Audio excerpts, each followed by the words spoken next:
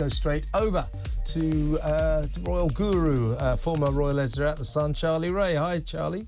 Oh, good morning. Welcome back, old chap. Yeah, thank you very much. So pleased to be back. No, I am in many ways.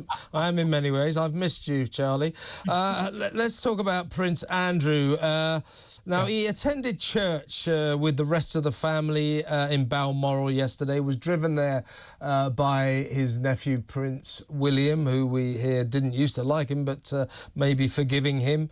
I don't put much store by all this. He's coming back to the front line because, don't forget, at Christmas, they don't ostracise him when it comes to a family trip to church. But what I do think is interesting, very interesting story, is the fact that this disgraced Prince Andrew, is now joining Harry in suing the government because he wants his royal protection back. £3 million a year that costs you and me, the British taxpayer. I don't think he deserves it, do you? No, of course he doesn't deserve it. You know, this has cropped up over the last week or so while you've been away, where you've got the likes of Priti Patel has sent an email to a royal aide, and also there's a couple of other obscure MPs saying he should have his protection back. And Priti Patel has had to apologise, you know, for sending that. I just cannot see in any circumstances that Andrew, given that he sits at home usually in Windsor Castle, Windsor Lodge, doing nothing, getting his royal protection back at all. And you're absolutely right. You know, there's a lot of people in the papers this morning seem to be seeing Andrew at Balmoral as some great scenario that he's going to come back into, you know, the public fold. Absolute rubbish. He's there because he's been invited, and as you quite rightly say, he gets invited to family events. And let's not forget that on September the 8th, it is the anniversary of his mother's death. So it's quite right that he's there with the rest of the family, which there's not going to be any public events, or they're all going to be spending it privately in reflection. And another point I'd like to make is that Prince Andrew is there with his wife at, I think it's Craiggowan Lodge, who is just recovering after suffering from breast cancer. Now, let's talk about Harry just very briefly. Now, Harry will be in the country. He's coming back to Britain to some children's charity event that he's going to attend. Of course, he's coming without Meghan. Doesn't seem to go anywhere with Meghan anymore. I can't help thinking that he's coming back because the royal family are gathering to mark the 1-year anniversary of the death of the Queen. Harry wasn't invited, and I think he's come back because he wants to make a few headlines to show them.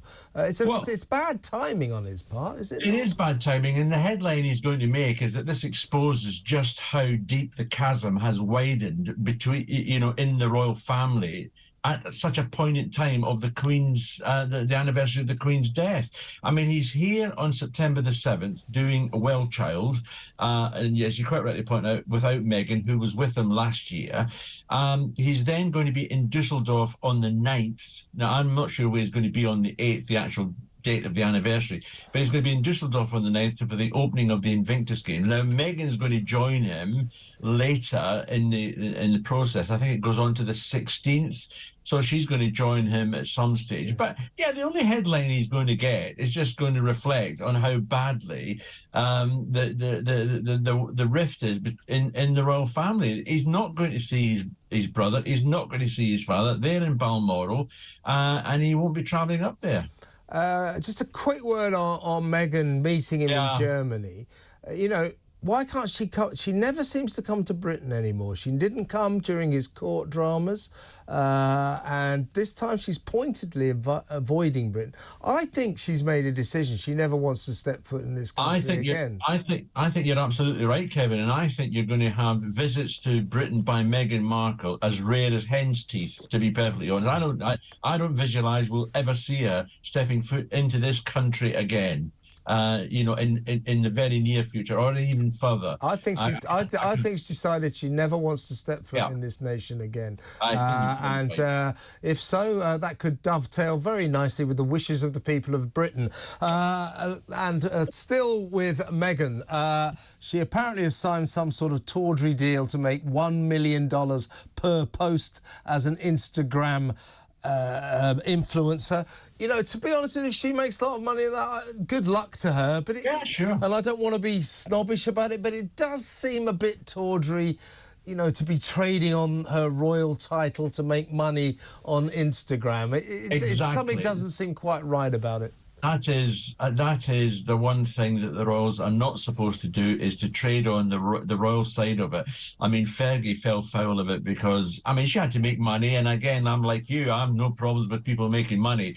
In fact, I'm actually going to look at my own Instagram account and see if I can make a few quid at all. But I mean, don't get too excited about that, Charlie. No, I don't. But no, you know, if she's going to start promoting various products and someone's going to pay her to do it, well, best of luck to her. But you know, it'd be interesting to see. I mean, I looked at it this morning. She has got 100,000 followers so far. She's not made any posts and she's not following anyone. So the account is not ready. And most of that 100,000 appear to be following her, seem to be journalists of a variety. 100,000 journalists. 100,000 journalists. But waiting to see what she's going to be promoting. So it'll be interesting to see if she is going to get money, because obviously the Spotify deal's falling apart, so she's got to earn money some other way. They're saying it's going to be hotly awaited in America. Well, I'm not so sure it will be hotly awaited. I'm sure people will have some interest right at the start. We'll all be looking at it for a start of to see what she says. But she, as you quite rightly said at the start, she's going to have to go some to actually make it work, because people who invest products in, you know, in her name will want a return for it. They'll want people to buy those products. Yeah, it's a really ruthless world, and you get signed up. A lot of these kids on Love Island that get signed up, they say, "Oh, I'm going to be a millionaire," and they start posting. It doesn't have any effect on sales. They literally last a week and they're gone. Now, the thing about her as an influencer, the problem with her is she's obviously very divisive. I mean, yes, she has a lot of people like her, but she has a lot of people who hate her. And that usually is not the sort of person that they want for the influencer market. They want people who are sort of broadly liked across the board. Now, she could post, she could actually have a negative effect on sales. So the idea that this is her golden future, that's optimistic. If you look at Meghan's graph, she started off as a small part in a cable program. She then joins the royal family, you know, at the top, and now she's a saleswoman. It's a great. it's a great. It's essentially Meghan, or I was going to say it's essentially Meghan for sale, but it's not. It's essentially the Duchess of Sussex for sale, and that is depressing territory, isn't it? It is. But I mean, you know, Fergie did it with her books, and she did it with various companies to some success. She earned money, but it was always regarded as a bit tacky. But to be fair to Fergie, you know, she had to make money somehow or other. She wasn't exactly someone who used to put money in the bank. I mean, she did rather well out of her various ventures. Maybe Meghan will do the same. But you know, she's as divisive as she is popular. Indeed. Charlie, always a pleasure to talk to you. Thank you so much for your time.